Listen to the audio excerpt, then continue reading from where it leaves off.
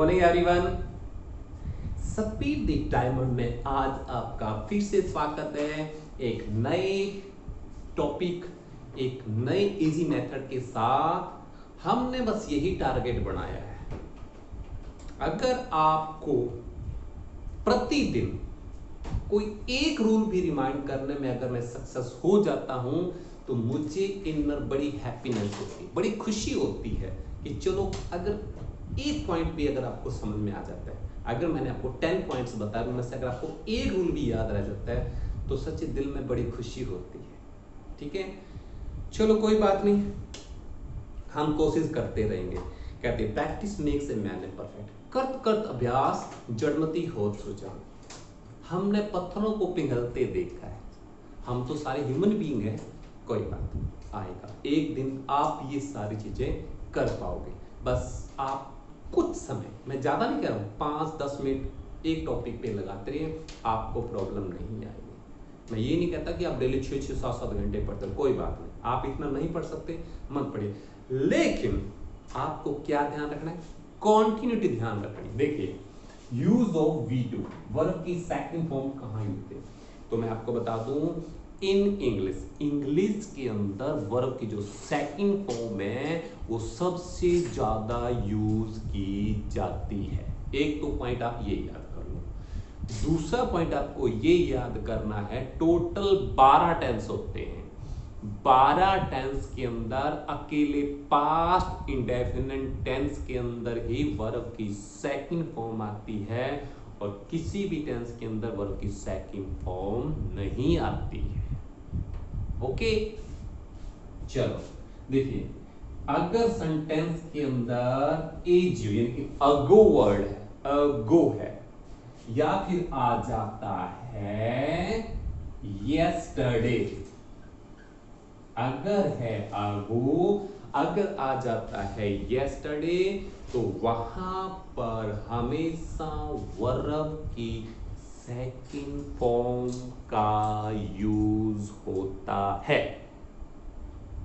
दो वर्ड याद करने हैं, अगो और यस्टरडे। ठीक है, ये हो गया रूल फर्स्ट। रूल 2, लास्ट के अंदर कोई भी सन है और सन से पहले इन वर्ड दे रखा है, सन से पहले इन वर्ड दे रखा है, वहां पर भी वर्ब की सेकंड फॉर्म आती है। एग्जांपल दो, एग्जांपल देना पड़ेगा।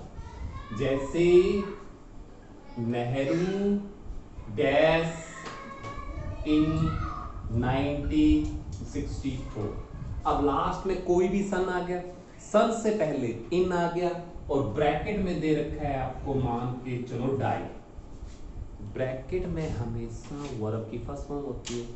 अब आपको मैंने रूल ये बात बताई है कि लास्ट में कोई भी सन है, सन से पहले इन वर्ड दे रखा है, वहां पर वर्ब की सेकंड फॉर्म ही आएगी। ज्यादा डिटेल में जाने की जरूरत ही नहीं, बस लास्ट में सन दिखा लगा दो सेकंड फॉर्म, कोई दिक्कत नहीं, कोई प्रॉब्लम नहीं। अब यहां पर हम क्या लगा देंगे, सेकंड फॉर्म, ये हमने लगा देते हैं डाइट, यानी कि नेहरू जी की मृत्यु 1964 में हुई।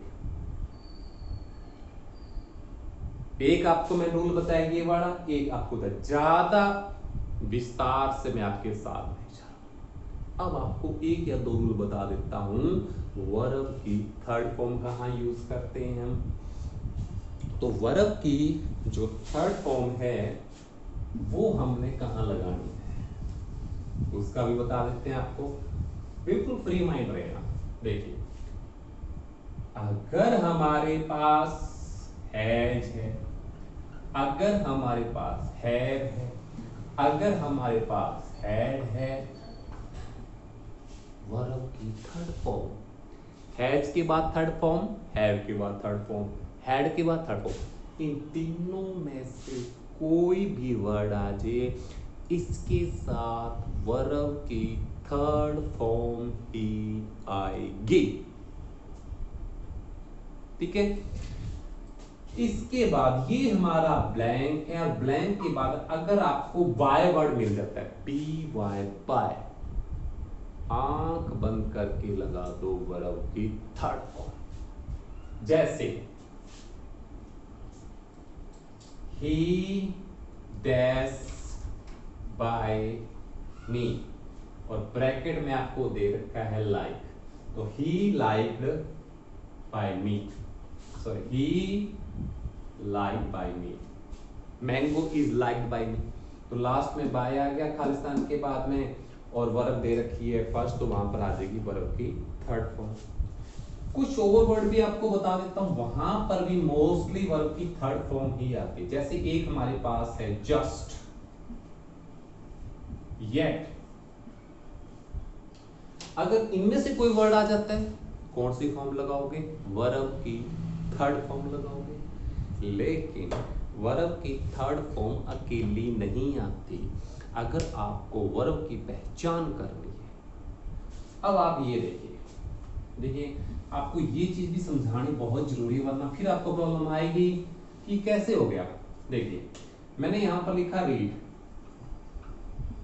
ये भी लिखा सेकंड वर्ब, और ये लिखी मैं तीनों वर्ब लिख दिए।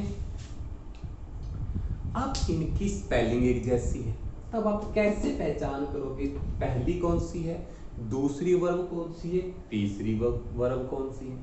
अब कुछ वर्ब ऐसी होती है जिनकी स्पेलिंग एक जैसी होती है, चाहे वो रीड है या कुछ और पुट वर्ब है, कट वर्ब है, ठीक है। हम कैसे पता लगाएंगे कि पहली वर्ब कौन सी है, दूसरी कौन सी है, तीसरी कौन सी है? मैं आपको आसान सा तरीका आपको बता देता हूं। अगर इसके साथ एस या ईएस लगा हुआ है, सिंगुलर के साथ, अगर इसके साथ एस या ईएस लगा हुआ है, तो कौन सी वर्ब है? पहली वर्ब है। पहली वर्ब के साथ ही एस या ईएस लगाया जा सकता है। अंडरस्टैंड? दूसरी वर्ब के साथ एस या ईएस नहीं लगाया जा सकता, और हां दूसरी वर्ब के साथ आईएनजी भी नहीं लगता। जो आईएनजी है और जो एस या ईएस है वो हमेशा पहली वर्ब के साथ ही लग सकते हैं। अगर वर्ब के साथ एस या ईएस नहीं लगा हुआ है और आईएनजी नहीं लगा हुआ है, तो इट मीन वो कौन सी वर्ब है? टू है। अब आपके सामने प्रॉब्लम ये आएगी कि सर हम तीसरी वर्ब को कैसे पहचाने? बिल्कुल सिंपल मेथड है। अगर इससे पहले हैज हैव हैड लगा हुआ है, अगर इससे पहले हैज हैव हैड लगा हुआ है, तो आंख बंद करके आप समझ जाना ये वर्ब की थर्ड फॉर्म है।